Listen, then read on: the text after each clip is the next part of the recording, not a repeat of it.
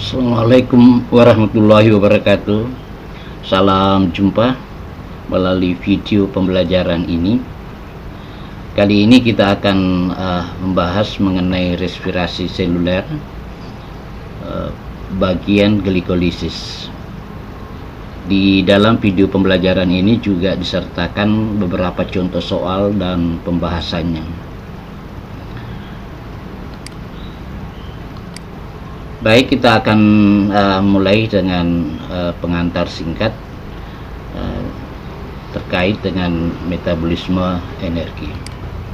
Saudara, sudah dipahami dengan jelas bahwa sumber energi dari segalanya adalah matahari. Kemudian setelah melewati proses fotosintesis, energi matahari itu kemudian terkonversi menjadi energi kimia, tepatnya tersimpan pada ikatan kimia dari satu senyawa. Nah, untuk memperoleh guna mendukung aktivitas hidup, maka energi yang ada pada senyawa kimia itu harus diekstraksi, karena pada umumnya adalah bentuknya makromolekul, dalam hal ini adalah polisakarida. Maka tentu terlebih dahulu mengalami satu proses pencernaan yang kita lakukan,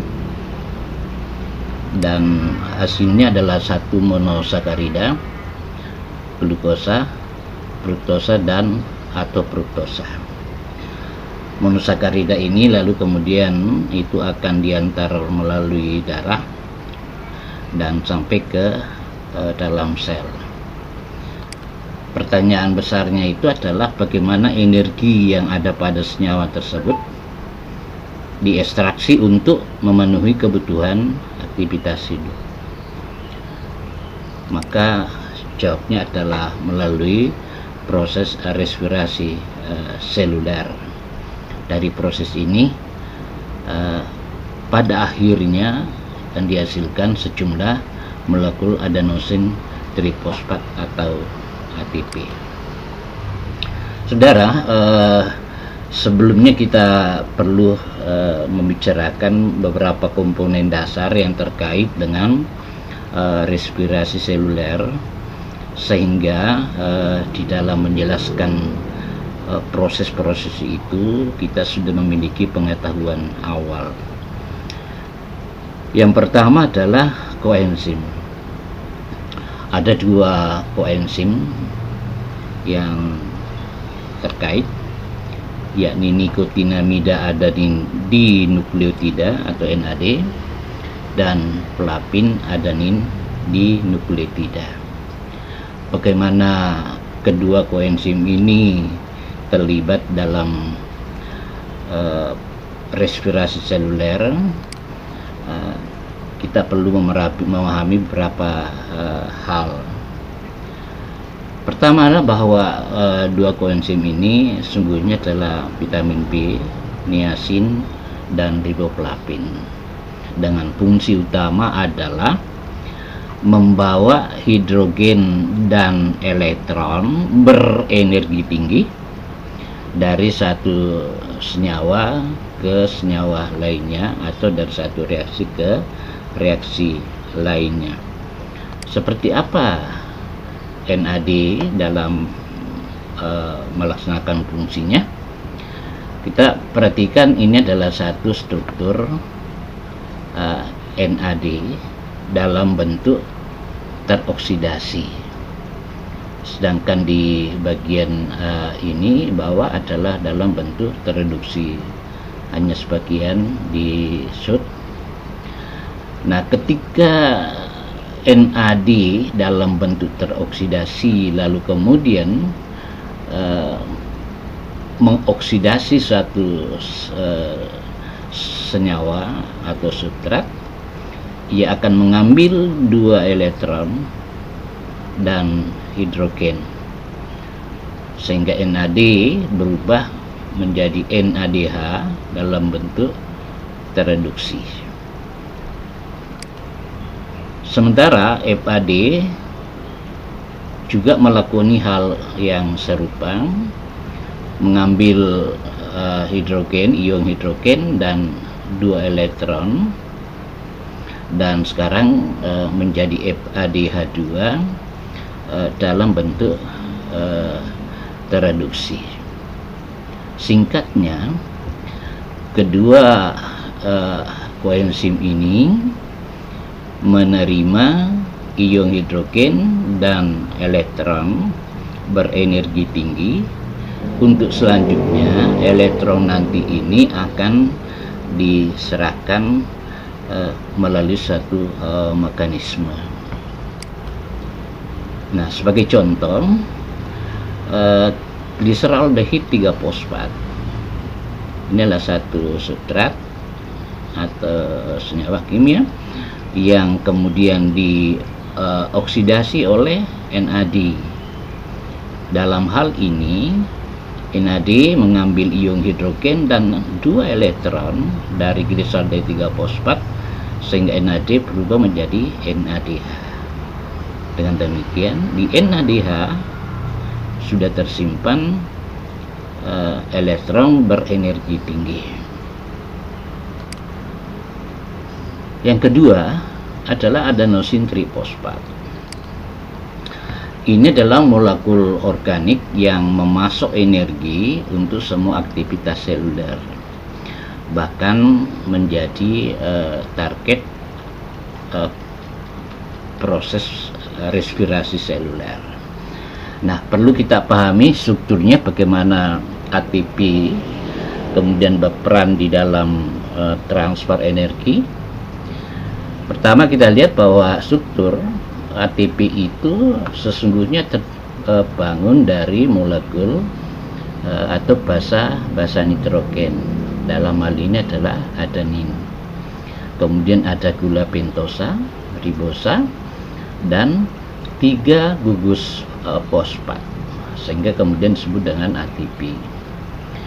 Tentu saja kalau hanya ada 2 molekul gugus fosfat maka dikenal dengan ADP, dan jika satu adalah AMP, adenosin monofosfat.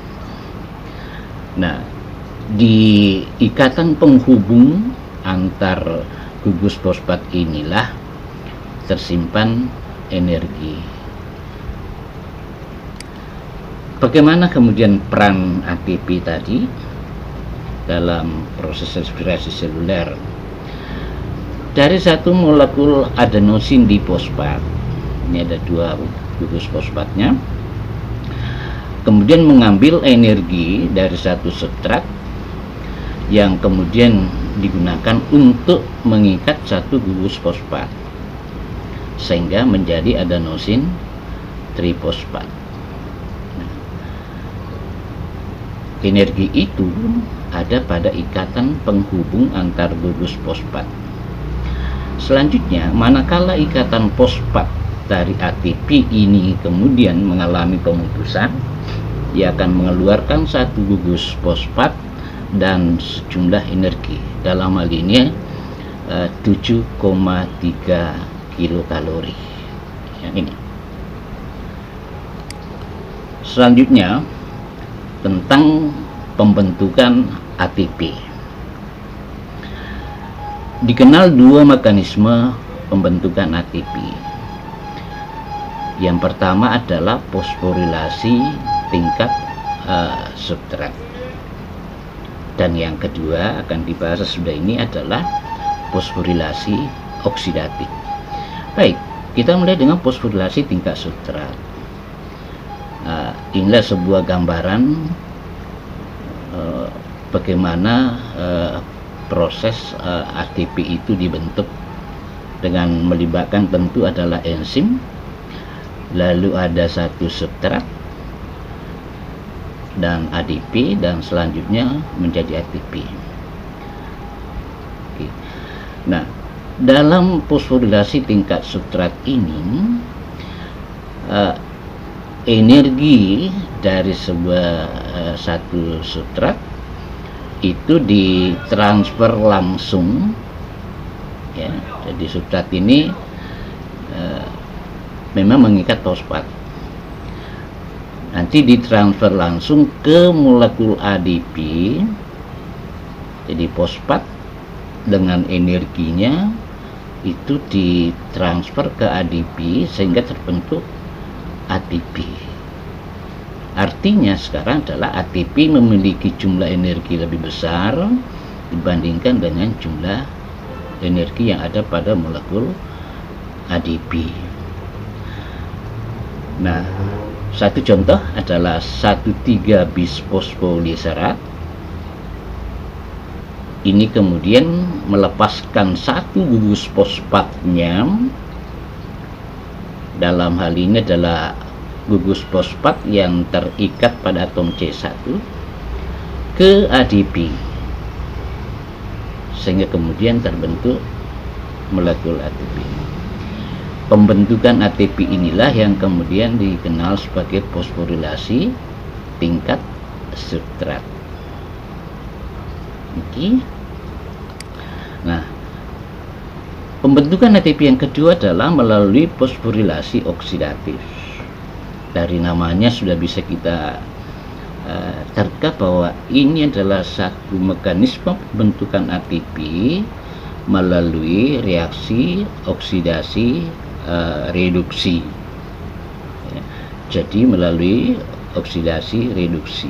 Nah, dua koenzim yang sudah dibahas tadi, yakni NADH dan FAD, itu memegang peran penting di dalam proses ini.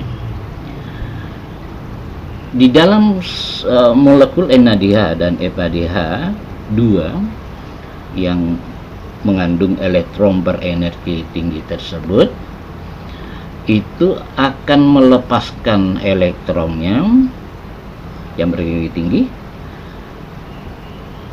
dan diserahkan ke satu akseptor elektron. Selanjutnya akseptor elektron akan melepaskan lagi elektronnya dan diterima oleh akseptor berikutnya. Inilah mekanisme pembentukan ATP melalui proses oksidasi reduksi. Akhir dari rangkaian yang kemudian kita memang kenal sebagai rantai respirasi ini adalah terbentuknya molekul ATP. Jadi mekanisme pembentukan ATP ini berlangsung melalui satu mekanisme oksidasi reduksi, sehingga kemudian dikenal sebagai mekanisme fosforilasi oksidatif. Kedua mekanisme ini nantinya akan Anda temukan dalam proses baik glikolisis, reaksi antara atau penghubung, dan Daur-Krebs. Baik, kita mulai membicarakan lebih detail tentang glikolisis.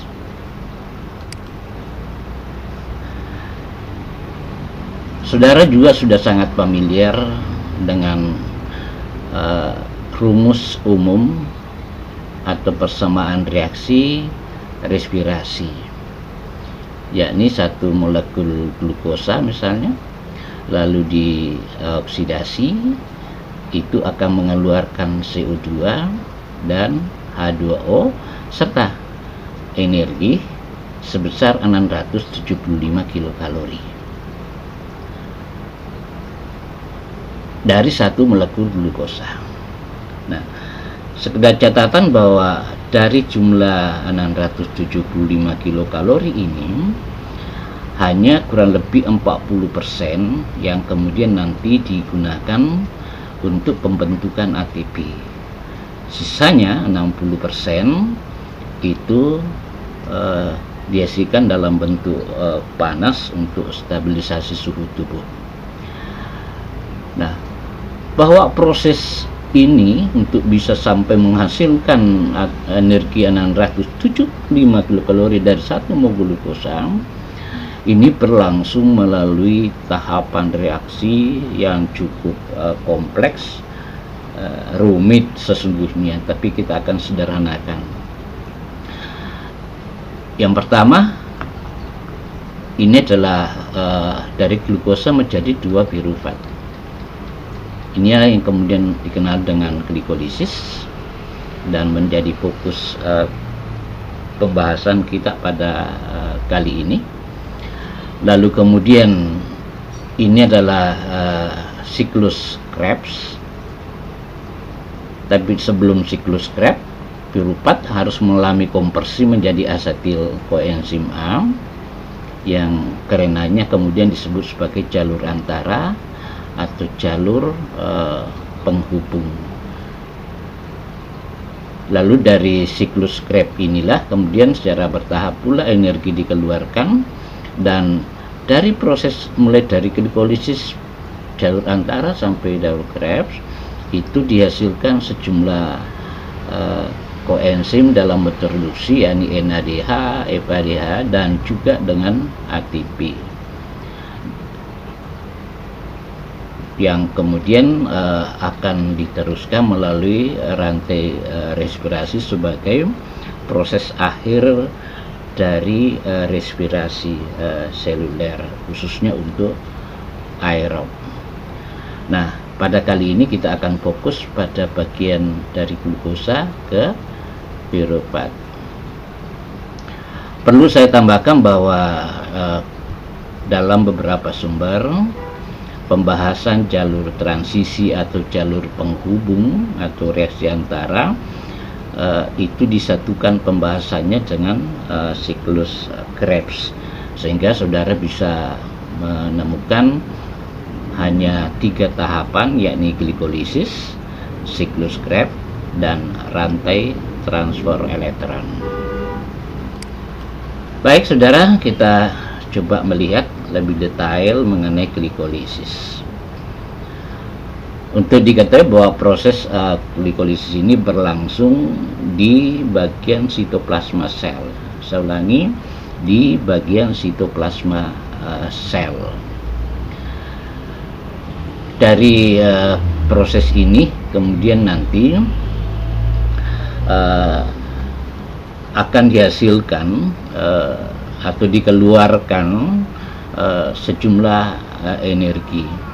Tapi jumlah energi pada molekul glukosa yang keluar melalui glikosis ini kurang lebih hanya 10%. Sisanya sekitar 90% itu akan tetap terkunci atau terdapat di molekul piruvat. Ada 2 molekul yang dihasilkan. Nah, apa yang penting dibicarakan pada bagian ini adalah perhatikan bahwa satu molekul glukosa dengan atom C6 itu akan menghasilkan 2 molekul piruvat. Masing-masing molekul ini beratom C3. Jadi tidak ada pelepasan karbon pada glikolisis. Oke. Mari kita coba melihat secara detail mengenai tahapan glikolisis tadi. Coba saudara perhatikan bahwa dari 1 mol glukosa untuk kemudian menghasilkan piruvat itu berlangsung pada dalam 10 tahapan. Masing-masing tahapan tentu dikatalisis dengan enzim tertentu. Nah, yang penting itu dicermati di sini, saudara, bahwa proses ini walaupun tujuan akhirnya untuk glikolisis adalah pelepasan energi dari molekul glukosa menjadi molekul ATP, tapi pada bagian awal dari proses ini itu diperlukan molekul ATP. Sekali lagi, walaupun bertujuan untuk membentuk ATP, tetapi pada bagian awal yang kemudian disebut dengan tahap persiapan atau tahap investasi, ada 2 molekul ATP diperlukan. Masing-masing perubahan glukosa menjadi glukosa 6-fosfat, dan selanjutnya dari glukosa 6-fosfat ini mengalami isomerasi, kemudian mengalami lagi fosforilasi dengan penambahan fosfat dari molekul ATP, tentu fosfat dengan energinya, dan dihasilkan fruktosa 1,6-bis-fosfat. Dari tahapan ini, dari glukosa sampai ke sini adalah tahapan investasi yang mana kemudian glukosa membutuhkan tambahan energi sebelum masuk pada tahap oksidasi. Jadi ada 2 molekul ATP diperlukan. Nah, selanjutnya fruktosa 1,6-bis-fosfat ini akan mengalami split, akan mengalami pemecahan, tentu dengan enzim, dalam hal ini adalah aldolase, menjadi 2 molekul. Yang pertama adalah glisaldehid 3-fosfat, dan yang kedua adalah dihidroksiaseton fosfat. 2 senyawa ini tentu berbeda. Satu ini adalah kelompok aldehid, memiliki gugus aldehid berarti aldose, sedangkan ini adalah memiliki gugus keton karena itu adalah ketosa. Nah, tentu saja di dalam sel itu tidak tersedia enzim untuk mengubah langsung dihidroksiatom fosfat menjadi piruvat. Oleh karenanya dihidroksiatom fosfat ini harus diisomerasi menjadi glisaldehid 3-fosfat. Jadi dengan demikian ya, jadi harus dikonversi menjadi glisaldehid 3-fosfat. Maka dengan demikian untuk selanjutnya akan ada 2 molekul glisaldehid memasuki tahapan oksidasi ini, sehingga terakhir nanti dihasilkan 2 piruvat. Dengan demikian semua komponen yang terkait dengan perubahan dari glisaldehid 3-fosfat hingga piruvat itu harus dikalikan 2, termasuk misalnya ada 2 NAD yang terlibat, lalu kemudian ada ADP juga diperlukan, dan demikian pula dengan di sini. Supaya lebih terarah perhatiannya, saya tampilkan dengan cara seperti ini tadi. Jadi dihidroksiaseton fosfat ini yang berubah menjadi glisaldehid 3-fosfat yang ini tadi, sehingga dari glisaldehid ini masing-masing mengalami proses oksidasi. Nah, saudara perhatikan baik-baik bahwa di dalam glikosisis ini itu terbentuk 4 molekul ATP, masing-masing pada tahap 1,3 bis-fosfogliserat menjadi 3 fosfogliserat, dan dari enol piruvat menjadi piruvat. Nah, ini adalah pembentukan ATP melalui fosforilasi tingkat substrat. Sementara itu, pada tahapan glisaldehid 3-fosfat menjadi 1,3 bis-fosfogliserat itu kemudian dioksidasi oleh NAD dan menghasilkan NADH, berarti juga ada 2 molekul NADH. Tapi pada tahapan ini tentu saja bahwa NADH tidak langsung terkonversi menjadi ATP. Untuk bisa menjadi ATP, maka NADH ini kemudian harus masuk ke rantai respirasi atau rantai elektron yang ada pada membran bagian dalam mitokondria. Jadi ini yang penting untuk Anda cermati di sini. Dengan demikian lagi bahwa dari 4 molekul ATP yang dihasilkan per mol glukosa, itu sebelumnya dibutuhkan 2, maka hasil bersihnya adalah 2 molekul ATP. Baik, ini adalah penjelasan lain dari proses glikolisis. Nah, baik, kalau kita mencoba mengurai dari ini, proses ini, apa yang menjadi input, masukan yang diperlukan untuk berlangsungnya proses ini, dan apa outputnya, maka kita bisa melihat dari sini. Kita tahu bahwa proses ini memerlukan 1 molekul glukosa, 2 molekul ATP sebagai input. Sementara outputnya adalah ini juga tentu ADP di sini diperlukan sebagai input, tapi outputnya adalah 4 ATP, 4 ATP dan 2 molekul NADH. Saya perjelas kembali, input dari glikolisis ini adalah 1 molekul glukosa, 2 molekul ATP, lalu ada molekul ADP di sini diperlukan 4 untuk tahapan oksidasi, sedangkan outputnya adalah 4 molekul ATP dan 2 molekul NADH, dan tentu output terakhir adalah asam pirufat. Ada catatan di sini bahwa NADH harus masuk rantai transport elektron, sementara asam pirufat jika dalam keadaan aerob itu akan masuk ke siklus Krebs.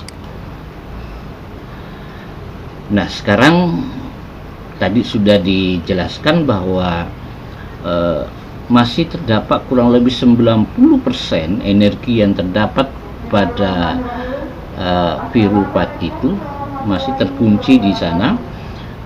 Hanya 10% yang dikeluarkan di bagian ini. Nah, bagaimana dengan nasib pirufat? Maka perlu diketahui bahwa dalam kondisi aerob, nasib pirufat akan memasuki siklus Krebs atau masuk ke mitokondria. Tetapi dalam kondisi anaerob itu akan terbentuk masuk dalam satu proses fermentasi, bisa berupa fermentasi alkohol, dalam hal ini terbentuk etanol, dan yang kedua adalah dalam bentuk laktat.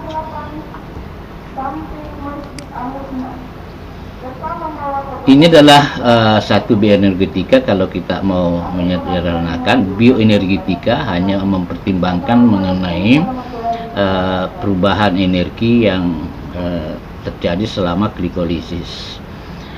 Tadi sudah disebutkan bahwa tahap persiapan 2 ATP ini diperlukan. Di sini Anda bisa lihat, tunjukkan di sini 2 ATP.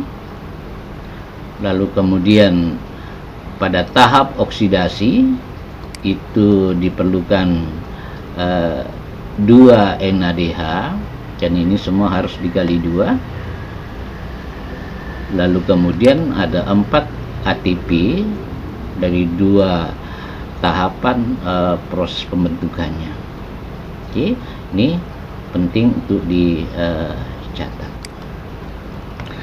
Baik saudara, demikian ulasan singkat mengenai glikolisis, dan tentu saja ini hanya visualisasi dari bahan-bahan yang saudara sudah pelajari itu. Kita akan masuk pada contoh soal dan pembahasan. Ini tentu dimasukkan sejauh mana pemahaman saudara tentang glikolisis. Baik, mari kita mulai. Soal pertama, semua pernyataan berikut ini benar tentang ATP, kecuali ada 4 opsi di sini yang tersedia. Senyawa menyimpan energi jangka pendek, berarti ATP maksudnya. Senyawa utama P, senyawa utama sel untuk transfer energi. Lalu C, disintesis hanya dalam mitokondria. Kemudian D, molekul yang dibutuhkan oleh semua sel hidup untuk melakukan pekerjaan. Untuk menjawab soal ini, Anda betul-betul harus memiliki pengetahuan tentang ATP. Nah, bagaimana jawabannya? Mari kita coba lihat, bahas. Nah, kita perhatikan di sini sudah dijelaskan tadi bahwa pembentukan ATP ini adalah fosforilasi tingkat sutra, memerlukan energi dari dan gugus fosfat dari satu senyawa, dan kemudian ketika menjadi ATP dan diperlukan untuk pembentukan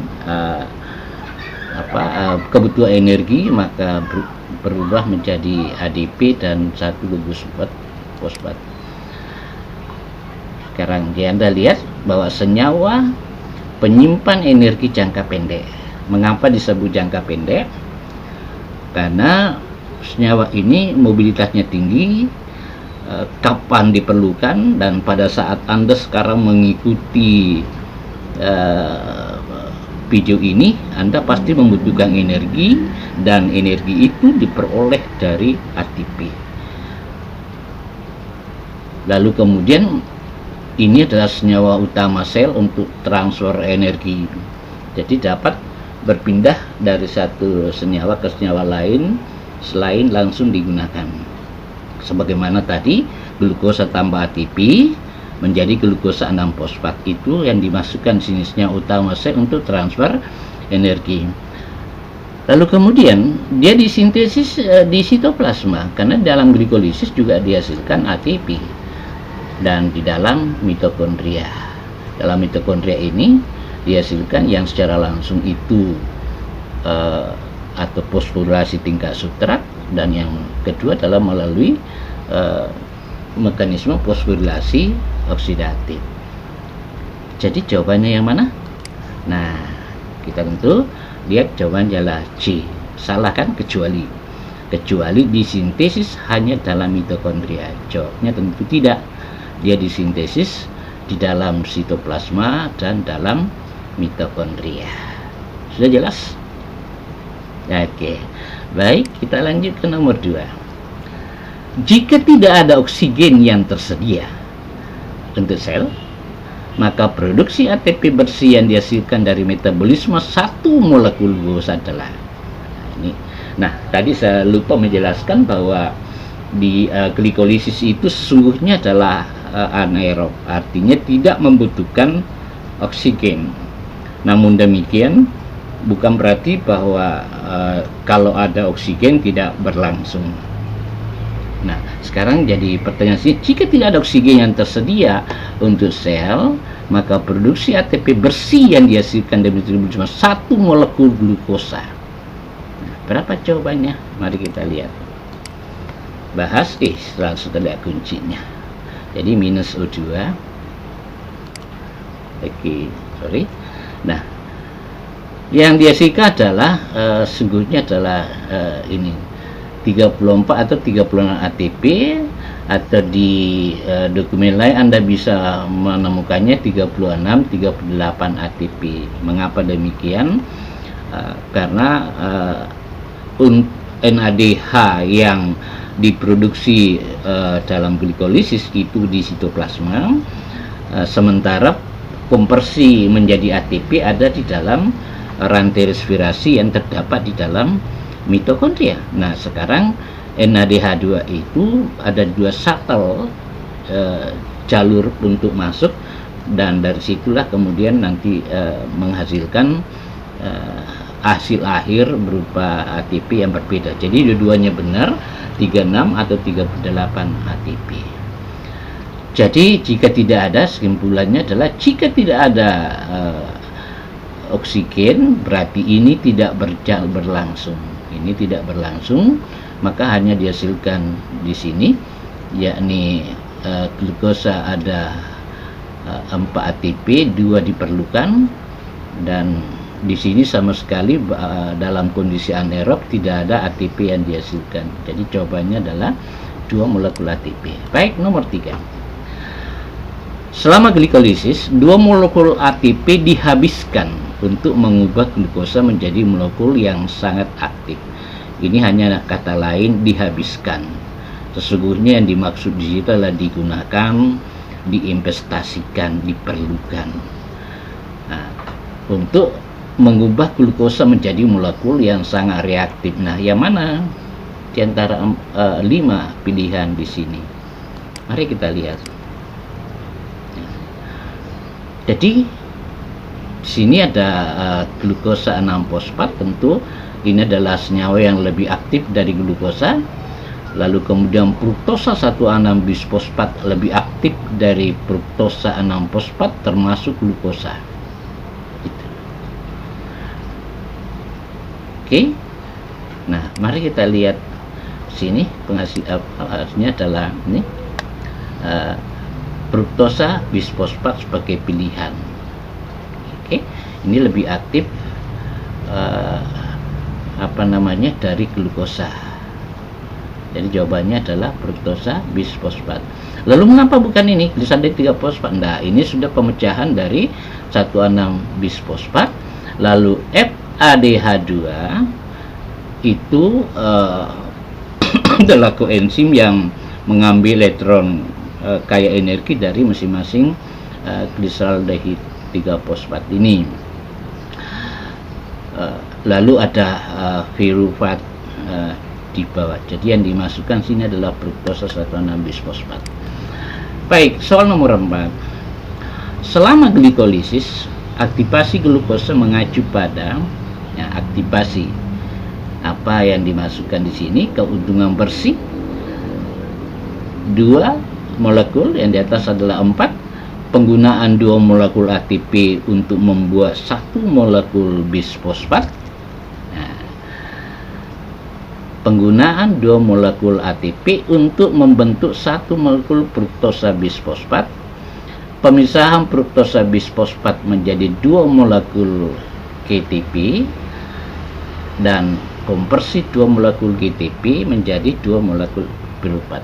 Jadi aktivasi glukosa itu yang dimasukkan yang mana gitu. Jadi Anda lihat aktivasi glukosa di sini. Yang mana sebagai jawabannya di sini tahap aktivasi ini yang diinginkan. Berarti untuk membentuk fruktosa 1,6-bisfosfat. Dengan demikian sini kalau melihat pilihannya adalah penggunaan 2 molekul ATP untuk membuat atau membentuk 1 molekul fruktosa bisfosfat ini. Penggunaan 2 molekul ATP itu yang dimasukkan sebagai aktivasi glukosa.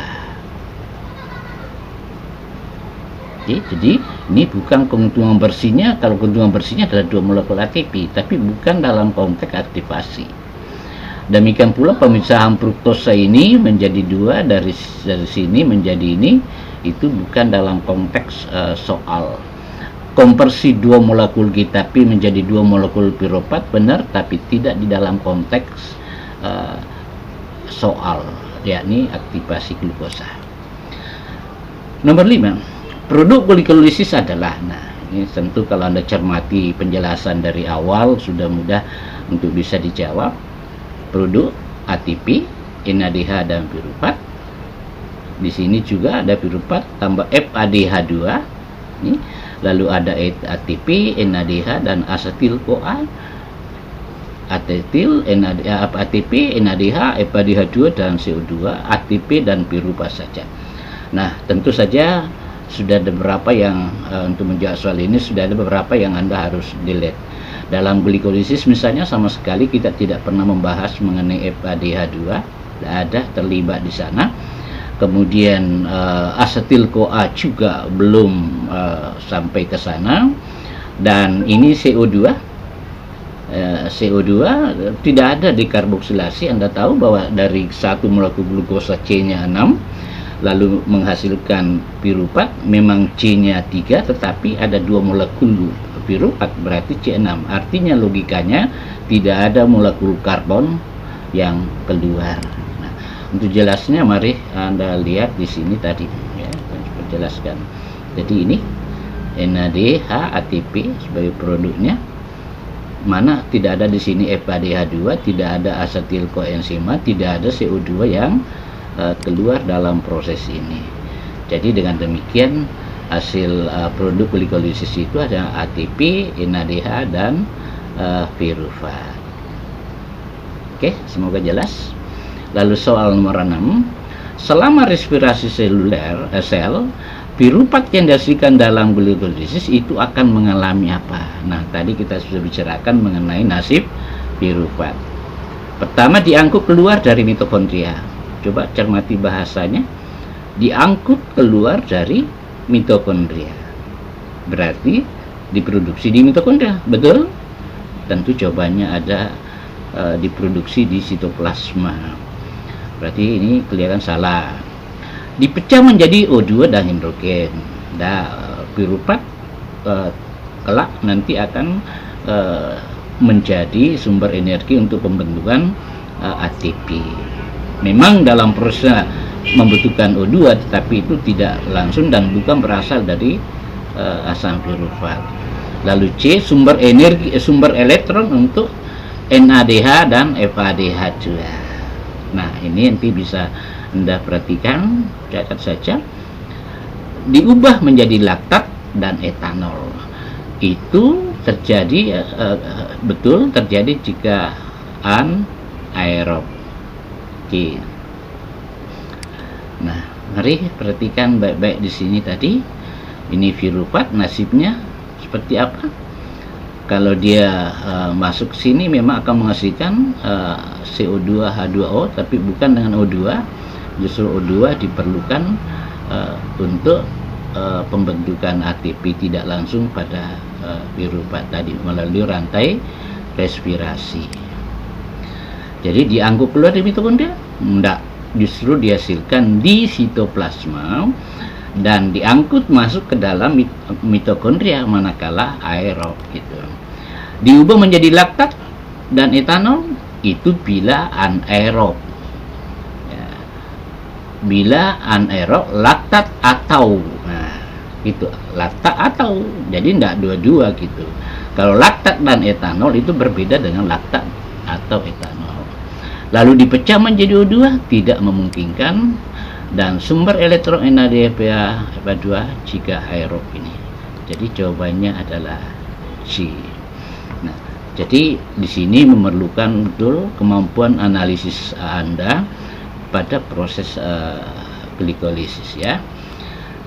Baik, nomor 8. Saat fosfogliserida, diubah menjadi piruvat, apa yang terjadi pada koenzim NAD? Fosfogliserida ini yang dimaksud tadi itu adalah 3 fosfoglisraldehyde ya, yang hasil pemecahan dari 1,3 bis fosfogliserat, satu menjadi 3 fosfogliserat atau glisraldehyde 3 fosfat, satu menjadi dihidroksiasetom fosfat. Nah, yang ditanya adalah saat fosfogliseraldehyde diubah menjadi piruvat, apa yang terjadi pada koenzim NAD? Nah, ini jawabannya. Ini terfosforilasi, teroksidasi, terreduksi, atau menjadi bagian dari senyawa 1,3 bis fosfogliserat itu. Nah, mari kita lihat mengenai konsep oksidasi reduksi tadi. Oke, Anda perhatikan. Ini penting memang untuk Anda pahami ya, supaya kembali lagi ke sini, karena ada jawabannya oksidasi, reduksi, fosforilasi, nanti akan saya jelaskan. kita pahami dulu apa itu oksidasi dan reduksi. Oke, misalkan ada senyawa A dan B, lalu kemudian direaksikan, apa yang terjadi pada molekul A dan B? Elektron dari molekul A itu pindah ke B. Jadi sengaja demikian, elektron A-nya pindah sehingga A menjadi permuatan positif dan B menjadi negatif. Apa artinya? A kehilangan elektron, berarti itu akan disebut oksidasi atau mengalami oksidasi, dan B yang menerima elektron akan mengalami reduksi. Apa sesungguhnya yang tereduksi adalah bilangan oksidasinya. Misalnya dari plus 3 lalu kemudian menerima elektron, akhirnya menjadi plus 2 gitu. Nah, bagaimana dengan pada NAD tadi dalam soal? Ketika NAD yang dalam bentuk teroksidasi menerima 2 elektron dari sebuah substrat, maka NAD itu mengalami reduksi menjadi NADH. Jadi NAD mengalami reduksi menjadi NADH karena menerima 2 elektron dari satu substrat gitu. Oke, ini ada. Nah, ini satu contoh fosfoglyceraldehid ini lalu menjadi 1,3 fosfoglyceraldehid NADH. Ini dia. Maka jawabannya adalah NAD mengalami reduksi atau tereduksi. NAD mengalami reduksi menjadi NADH. Jelas, saudara? Baik, kita lanjut pada nomor 9. Manakah dari berikut ini yang paling tepat menggambarkan reaksi pertama yang terjadi dalam glikolisis? Reaksi pertama dari 10 langkah itu tadi yang sudah diperlihatkan. A. Molekul glukosa diubah menjadi glukosa tereduksi dengan penambahan 2 ion hidrogen. Betul? Betul itu? Nah, coba disimak. Molekul fruktosa terfosforilasi dipecah menjadi 2 molekul 3 karbon yang dikenal dengan gliseraldehid 3 fosfat. Oke, nanti akan saya perlihatkan satu persatu bagaimana memahami soal ini.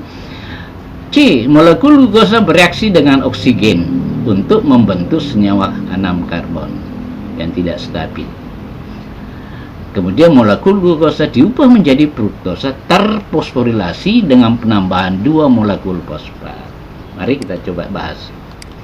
Nah, perhatikan baik-baik apa yang dimaksudkan dalam soal ini. Mari kita coba untuk melihat satu persatu.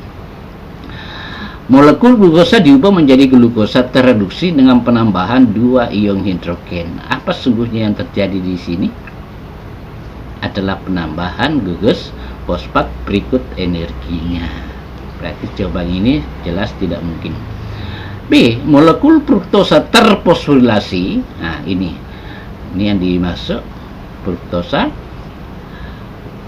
dipecah menjadi 2 molekul 3 karbon yang dikenal dengan gliseraldehid 3.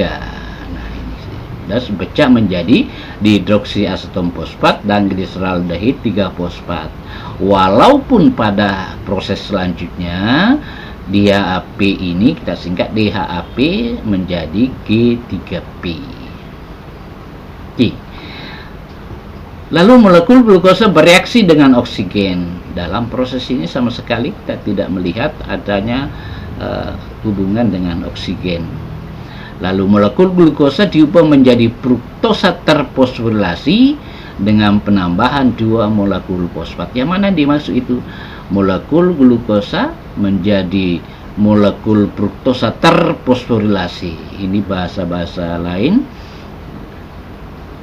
Fruktosa terfosforilasi dengan penambahan 2 molekul fosfat. Yang ini dari ATP tambah ke glukosa menjadi ini, lalu fosfat yang kedua dari ATP masuk sehingga terbentuk fruktosa. Jadi jawabannya adalah D. Oke, baik. Soal terakhir kelihatannya ini. Berapa banyak molekul NAD tereduksi yang dihasilkan ketika satu molekul fruktosa mengalami glikolisis? Jawabannya ini A, B, C, D, ini tidak diberikan. 2 molekul, 4, 1 atau 6. Jadi ditanya berapa banyak molekul NAD yang tereduksi. Saya kira jawabannya ini sangat sederhana dan Anda sudah bisa melihatnya. Tapi baik, kita coba bahas. NAD tereduksi. Sini ada 2 langkah, berarti ada 2 molekul. Oke, 2 molekul NAD yang mengalami reduksi. Baik, saudara, saya kira mudah-mudahan apa yang tersaji melalui video ini dapat memvisualisasi pemahaman saudara dari teks atau bahan bacaan yang sudah direkomendasikan. Mudah-mudahan pada episode berikutnya kita akan bahas jalur transisi, siklus Krebs, rantai transfer elektron. Baik, tetaplah bersama kami, saya di sini di Ubedukar Official. Demikian, assalamualaikum warahmatullahi wabarakatuh.